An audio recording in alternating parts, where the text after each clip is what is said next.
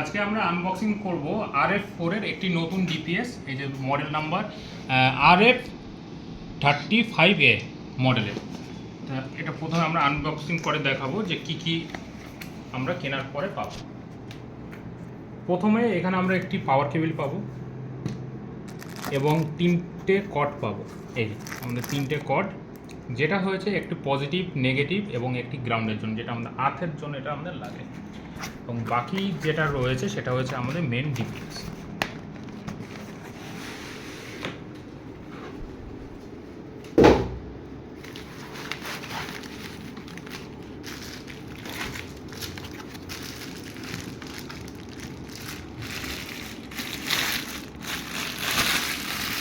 এটা নতুন latest version, একদম নতুন আমাদের ইন্ডিয়াতে এসছে চায়না থেকে। মাত্র এক সপ্তাহ হয়েছে আমাদের চায়না থেকে এসছে এটা। প্রথমে আমাদের যে ওয়্যারগুলো রয়েছে, যে কোম্পানি ওয়্যারগুলো দিয়েছে, সেটা হয়েছে প্রথমে সিলিকন ওয়্যার। মানে আমাদের যদি কখনো প্যাচ খেয়ে যায় সেক্ষেত্রে আমাদের কখনো সমস্যা হবে না, তার কখনো কাটবে না ভিতর থেকে। প্রথমে আমরা এই পজিটিভের সঙ্গে আমরা কানেক্ট করে নেব এবং আমরা নেগেটিভ যে ব্ল্যাক ওয়্যার রয়েছে সেটাকে আমরা নেগেটিভের সঙ্গে ব্ল্যাক প্রপে আমরা লাগিয়ে নেব। এবং পাওয়ার যে কর্ড রয়েছে সেই পাওয়ার কর্ডটিকে আমরা মেশিনের এই ঠিক পিছনে যে আমাদের কানেক্টর রয়েছে, কানেক্টরে আমরা লাগিয়ে দেবো। এইটা হচ্ছে আমাদের আর্থের জন্য, যেটা আমরা যদি এটা না লাগাই সেক্ষেত্রে আমাদের মেশিন বডি হয়ে যাবে। এই যে আমরা এইভাবে এটাকে কানেক্ট করব। কানেক্ট করার পর এটা আমরা আর্থের যেখানে আমাদের আর্থ লাগবে সেখানে আমরা এটাকে ক্লিপিং করে দেবো।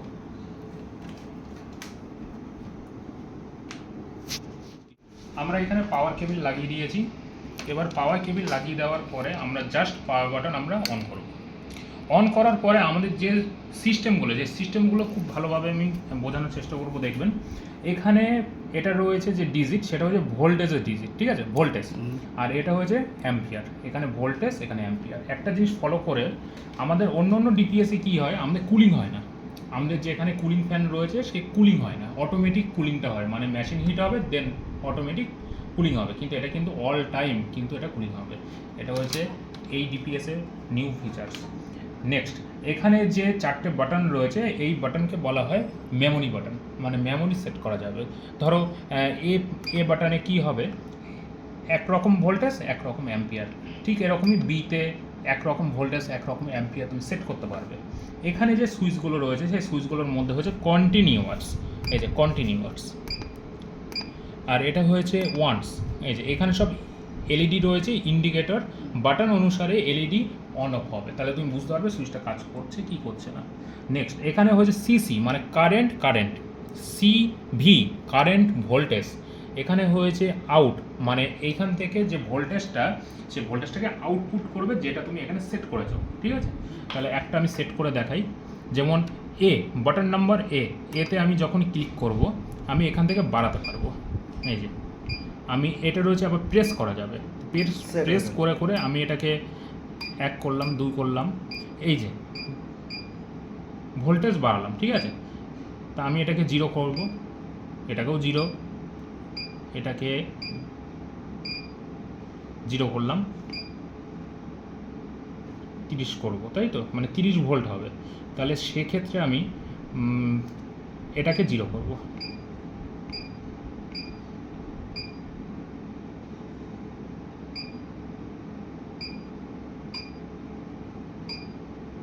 এই যে 0 করলাম, এক্ষেত্রে কি হলো 2 ভোল্ট।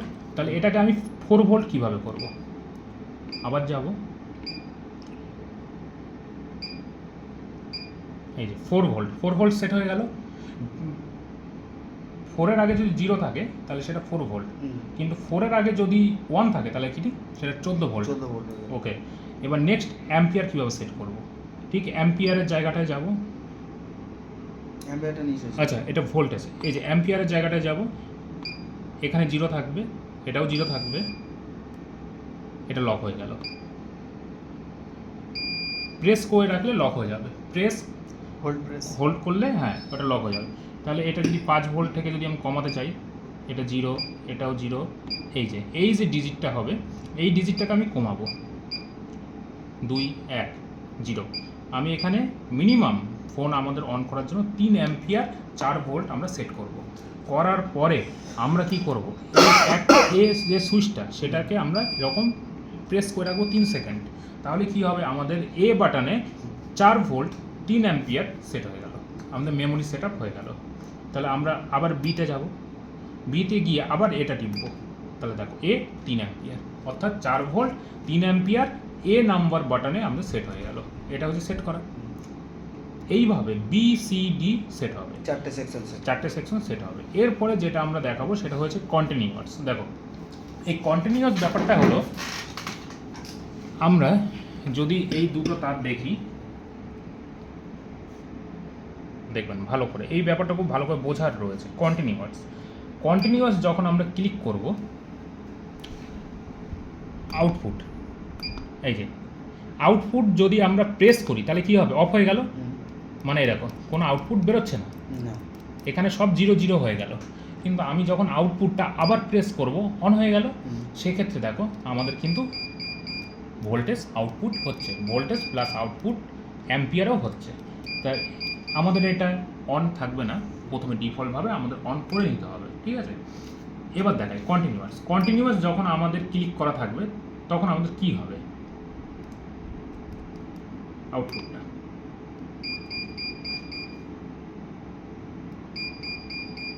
তার মানে কি, যখন আমাদের এখানে শর্টিংটা করব তখনই কিন্তু কাট আউট হয়ে যাবে অ্যাম্পিয়ার প্লাস ভোল্টেজ, বোঝা গেল।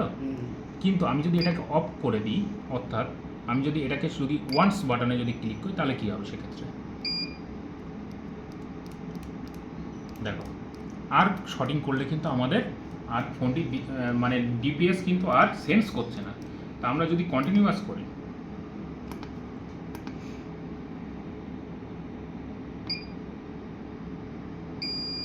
এই চলে আসলো নর্মাল মোডে, আবার কন্টিনিউয়াস করব, দেখো কি হয়। অর্থাৎ কন্টিনিউয়াস সুইচে প্রেস করলে আমাদের এখান থেকে যে ভোল্টেজ অ্যাম্পিয়ার বের হয়, আউটপুট হয়, সেটা কন্টিনিউয়াসলিভাবে আউটপুট হবে, সেটাকে কখনো ও কাট আউট করবে না। শুধুমাত্র টাইম মানে যখন এটি শর্টিং করবে তখনই শুধু কাট আউট হবে। কিন্তু তুমি যখন ওয়ান্সে ক্লিক করবে, ওয়ান্সে ক্লিক করা মানে কি, ও একবারই যখনই শর্টিং পেয়ে যাবে পুরো ডিপিএস কী করবে, ওর যে ভোল্টেজ আর অ্যাম্পিয়ারকে পুরো এখান থেকে কিন্তু কাট আউট করে দেবে রিলে দিয়ে। দেখো ওয়ান্সে করা রয়েছে আমাদের, আর আউটপুট আমরা অন করে রেখেছি, এই যে, ঠিক আছে। এবার দেখো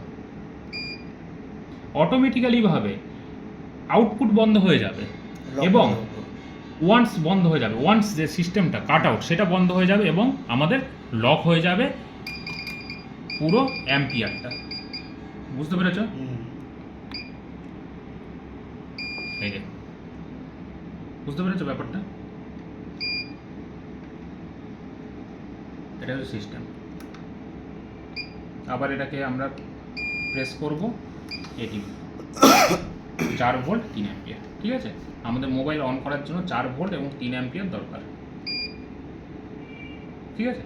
কিন্তু আমরা যদি এই মোডে যদি আমরা যদি ফোন অন করি না, তাহলে আমাদের বারবার বিরক্ত হতে হবে, বারবার সুইচ টিপতে হবে। তাই আমরা কী করবো, জাস্ট আমরা কন্টিনিউয়াস ক্লিক করব। এটাকে আগে আমরা প্রেস করে রাখবো 3 সেকেন্ড, তাহলে আমাদের ওয়ান্স হয়ে যাবে, দেন আমরা কন্টিনিউয়াস করব, ওকে। তারপর আমরা এই যে, ঠিক আছে। তাহলে কন্টিনিউয়াস গেল, ওয়ান্স গেল, আউটপুট গেল। এবার দেখায় সিসিসিবি, দেখো সিসি,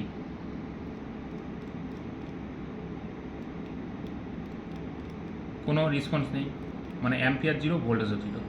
সিবি করি,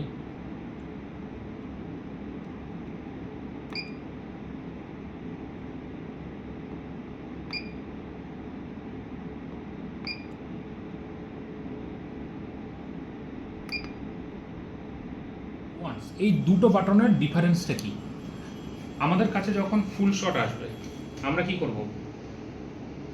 করব, এই যে ফোনের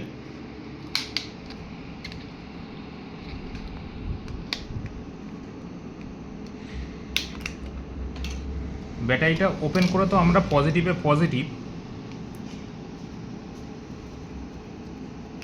এবং নেগেটিভ আমরা লাগাবো।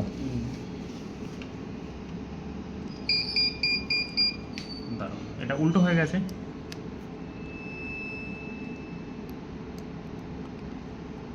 দেখো কোনো রিডিং অটোমেটিক উঠছে না, তার মানে কি শর্ট নেই। কিন্তু আমাদের যদি কোনো মিডিয়াম শর্ট যদি কোনো ফোন আসে, সেক্ষেত্রে আমাদের কি হবে, কোনো পার্টস ধরো গরম হচ্ছে, সেই মুহূর্তে আমাদের অটোমেটিক কাট আউট হয়ে যাচ্ছে। কীরকম? এরকম কাট আউট হয়ে যাচ্ছে। সেক্ষেত্রে কী হবে, সেই পার্টসটা গরম হচ্ছে না, তাকে ফোর্স করা হচ্ছে, কিন্তু রিলের মাধ্যমে ডিপিএসের মাধ্যমে ওটা কাট আউট হয়ে যাচ্ছে। এক্ষেত্রে আমরা যদি ওয়ান সেক যদি ক্লিক করে রাখি এবং আমাদের কাছে যদি মিডিয়াম শর্ট কোনো যদি ফোন আসে, সেক্ষেত্রে যখনই আমরা এখানে লাগাবো, অটোমেটিক যে অ্যাম্পিয়ারটা নিচ্ছিল সেই অ্যাম্পিয়ারটা কন্টিনিউয়াসলি নিতে থাকবে এবং যে জায়গাটা শর্ট সেই জায়গাটা বারবার ফোর্স করবে ওকে হিট করার জন্য। কথা বুঝতে পেরেছো?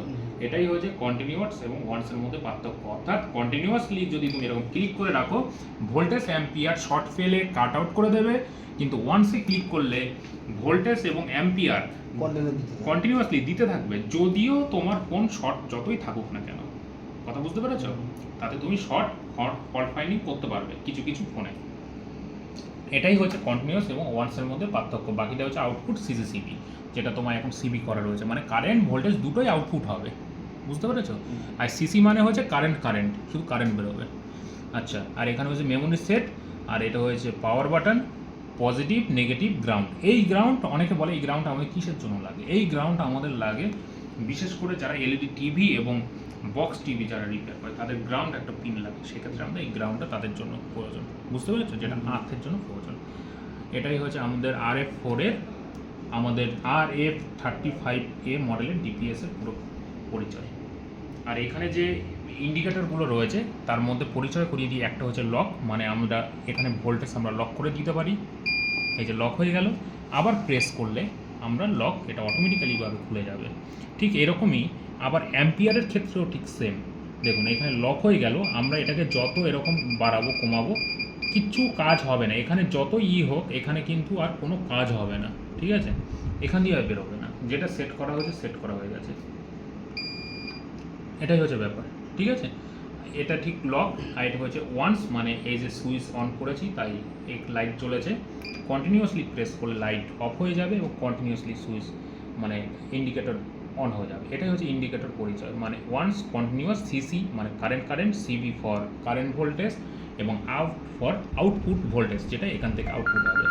আর এটা হচ্ছে লক, এটা হচ্ছে ভোল্টেজ অ্যাম্পিয়ার, আর এটা হচ্ছে দুটো আমাদের পোটেনশিওমিটার বলা হয় অ্যাকচুয়ালি, এটা সায়েন্সের ভাষায়। ঠিক আছে? পোটেনশিওমিটার, যার মাধ্যমে আমরা রেগুলেটেড করতে পারি অ্যাম্পিয়ার দেন আমাদের ভার্সেস ভোল্টেজ।